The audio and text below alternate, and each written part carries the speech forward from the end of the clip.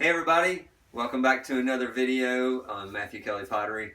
I know it's been a while, at least, well, it hasn't been quite some time since the last one, but before that it's been quite a while. And I got some new help making some videos now, so I appreciate that, Cam. And today I'm going to make a vase, like a 5-pound vase, and I thought I'd make a video of a vase in one section instead of two, because I've made a couple videos about sectional vases, one very specific and detailed, but I thought I'd show and give some tips on a vase that's a taller, skinnier vase, but then has a neck in. Actually, kind of like this one here. I plan on making something like this, so you can see where it has an indentation at the bottom. It bellies out and then goes back again for the neck, and that's made in one piece at one time. And this one probably is about 5 pounds. So I'm going to make something like this. Just to kind of give some tips on maybe how to make sure you save enough clay in the top of the vase to make a neck like that. Just overall tips on throwing something taller in one piece. And you don't have to do 5 pounds if you're starting out and you want to just try it with 2 or 3 pounds. The tips will still apply and work for any size that you're going to make. But just to give you guys another video and a chance to kind of get some information and details on tips for a vase kind of like this size and this shape. So let's get started.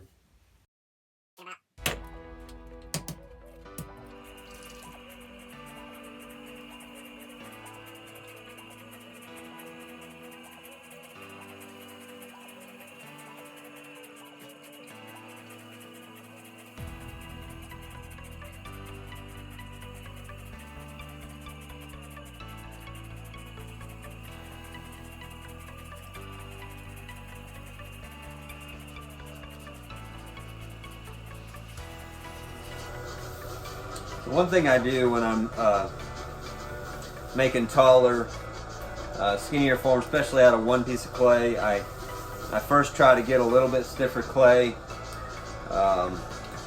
Another thing I do is, you might be able to see there, I've spent quite a bit of time centering this clay ball. One of the things that does is it helps me. There are sometimes you're making certain forms that you can actually not center the clay quite as much. I know that kind of sounds bad, but you can kind of get away with it a little bit more. But if I'm going to make something, 12, 15 inches tall, and I want to pull all that clay up, or even taller, then you really have to work at making sure that clay is really good and centered, and also try the best you can throughout the whole process not to knock it off the center, whether it be through putting the hole in the center to open up the clay ball, or by pulling it. If you can try the best you can not to knock it off center, you're going to have way more success throughout the whole process of making the pot. So all these steps are pretty much the same with every pot, to center, open, and then to pull. Of course, depending on what shape you're making, you're going to change the way you start out shaping and pulling. This one, because I'm going to make a tall, skinnier form, I'm going to try my best to start with kind of this inward beehive shape, because the natural tendency of the clay with the force of the wheel is to go out. So I kind of pulled that in to begin with, while it's a lot easier. And now I'm going to start pulling up, and I got to be careful. This bat may not be stuck as well as I would like to the wheel head. So my first pull or two, I got to be really careful. You see it start to wobble a little bit there. I believe that was the bat getting a little bit loose. Sometimes what I'll do is, if I can tell the bat's going to be loose and I forgot to do it on this one, I take a little bit of wet clay and put it underneath the bat before I start, and that kind of acts like a glue and sticks the bat down to the wheel head.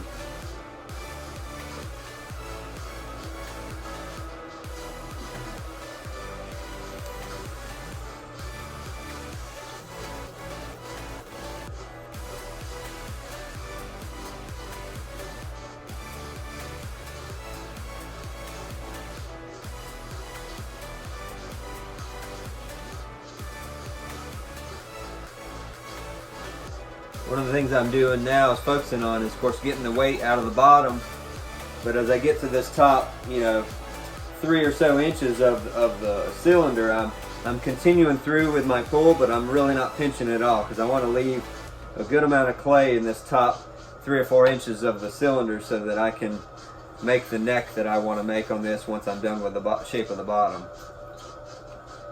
So I've done my first 2 pulls with my knuckle. Now I'm going to switch to using my fingertip, my middle finger on my right hand, because I can pull more delicately and I can also get more of the clay out of the bottom. I can kind of pinch in a little better with my fingertip than I can with my knuckle there at the very bottom. Once again, you can see that wobble there in the clay. That's actually solely coming from the bat wobbling, because you'll probably see as soon as I finish up and stop pulling, the bat actually kind of, or the cylinder actually evens back out.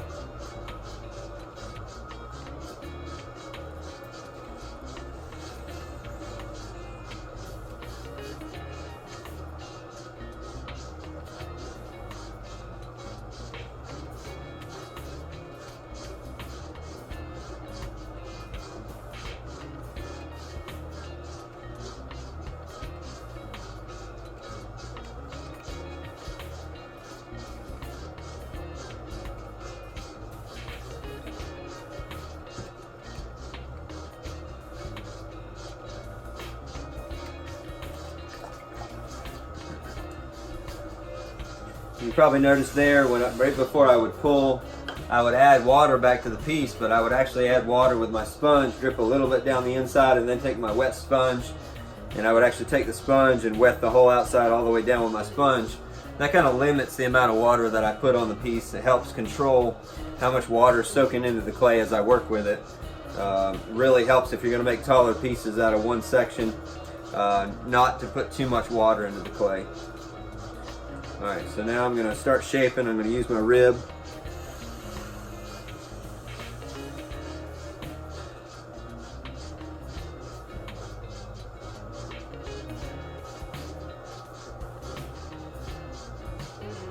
I want to make a shape that has kind of a indention, kind of lifted look in the bottom of it, so it kind of goes in at the bottom like this and then kind of bellies out and then back in. It's kind of a play on an old Rebecca pitcher shape or vase, but really helps, I think, lift the whole shape. Look at that, and to do that you really have to start with a skinny cylinder, and then I have to take my tool, my rib, and kind of when I first start pulling it, I got to push in with it, supporting it on the inside with this hand, and kind of curve that up and then push back out with this hand as I'm shaping, and do that a little bit at a time. You can't push too much at once because you'll just lose the whole piece.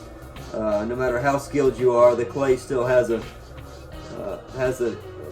amount that it can be stressed and stretched at one time. And you can see even when I'm shaping this, I'm still not messing with that top probably 3 inches, because I'm kind of saving that, not working with it too much until I'm ready to make the neck of the vase.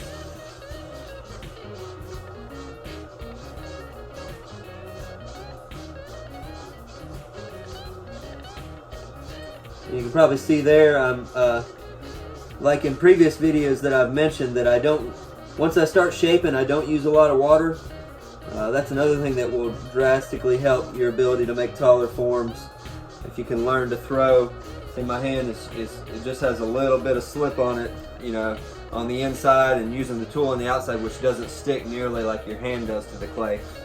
Now that I'm kind of done with that shape, there is a little bit of water in the bottom. I mean, not much at all. I'm going to go ahead and get that out. And then I'm going to go ahead and make the foot on the bottom of the piece. I'm going to kind of undercut the shape that's here to lift that up a little bit, and then I'm going to give it a catch line or two and a little design element there around the bottom. Alright, now that I got that bottom shape pretty much the way I want it, I'm going to take and add water with my sponge just like I did before, but I'm only going to add it to that top kind of 4 inches there that I want to work with, and then kind of pinch that back in,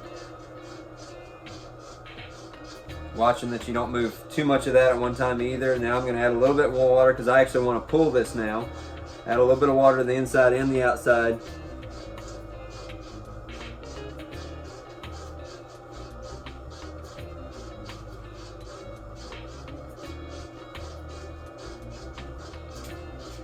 one thing you have to be really mindful of is the shape right on the shoulder here, because if you make that too sharp of a turn, you know, physically it just can't handle the weight of all that's on top of it, depending on how thin you've pulled it right in that spot there.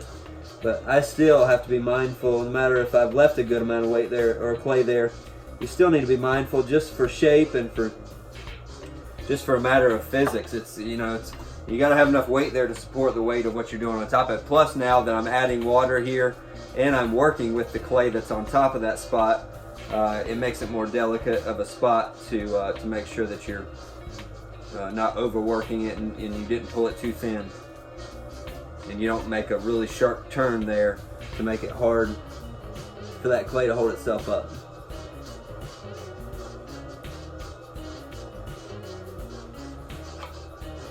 And now, just for the shape of for the sake of the shape that I'm making, I'm not going to make a really long skinny neck, so I'm going to kind of stop at that point there, and then I'm going to work on the top and kind of shape the top of the vase a little bit. Pull the top of it back out, a little extra curve in it there, maybe another little indentation just to give it some character, give it a place for glaze to break and run and act and show up differently than just a flat surface.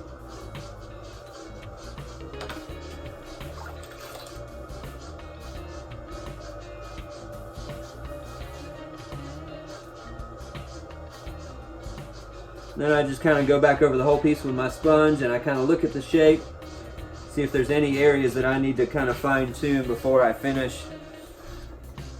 And if you need to, you can always step away from the wheel and look back at the piece, but I always kind of lean back and look at it just to see that there's fluid shape and see if I like the proportion of the size of the bottom with the indentation here with the neck and the size of the top.